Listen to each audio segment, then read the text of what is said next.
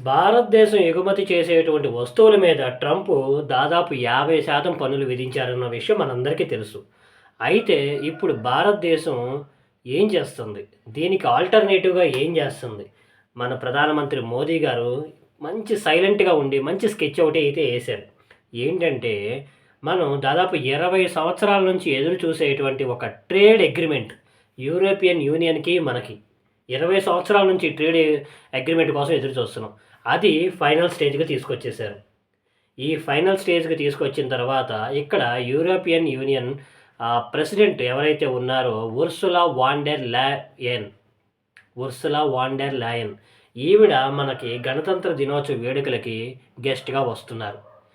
26వ తారీఖున. 27వ తారీఖున ఇరు దేశాలు, ఇటేమో యూరోపియన్ యూనియన్, ఇటు సైడేమో భారత్, ఈ 2 కలిసి ఈ ఫ్రీ ట్రేడ్ అగ్రీమెంట్ మీద సంతకాలు చేయబోతున్నాయి.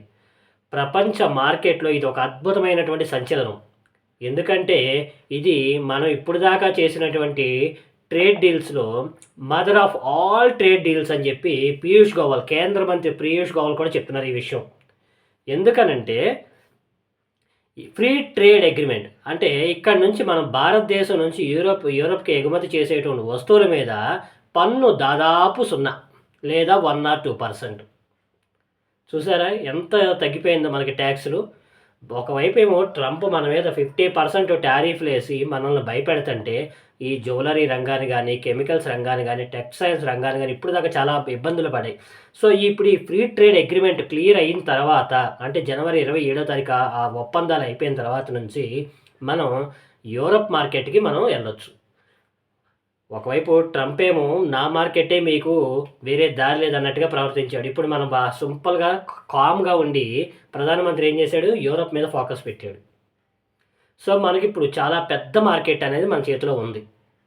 ఇక్కడ నుంచి మనం ఎగుమతి చేసేటువంటి ప్రతి వస్తువుకి దాదాపు 0% ట్యాక్స్ లేదా 1 ఆర్ 2%. ఇది మెయిన్ అడ్వాంటేజ్. ఇకపోతే రెండో అడ్వాంటేజ్ ఏంటి? రెండో అడ్వాంటేజ్ ఏంటంటే ప్రతి సంవత్సరం 50,000 మంది సాఫ్ట్‌వేర్ ఇంజినీర్లకి సులభంగా ఉద్యోగాలు వస్తాయి అక్కడ యూరప్‌లో. అంటే ఇక్కడ వీసాలు ఈజీగా మనకి అందుబాటులో చేస్తామని చెప్పి ఈ అగ్రీమెంట్‌లో ఉంటుంది.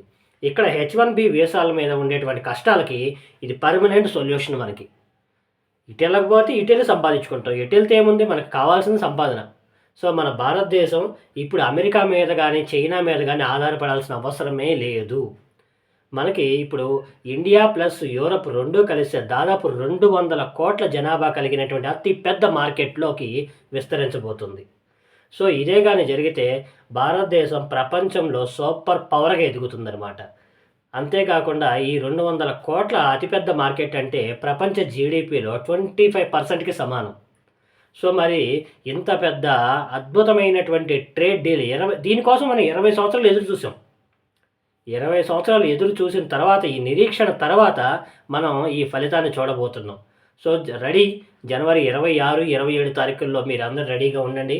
ఈ ట్రేడ్ అగ్రీమెంట్ అయితే ఈ ట్రేడ్ అగ్రీమెంట్ కోసం మన కేంద్ర మంత్రి పీయూష్ చావ్లాతో కలిసి యూరప్ వెళ్ళారు.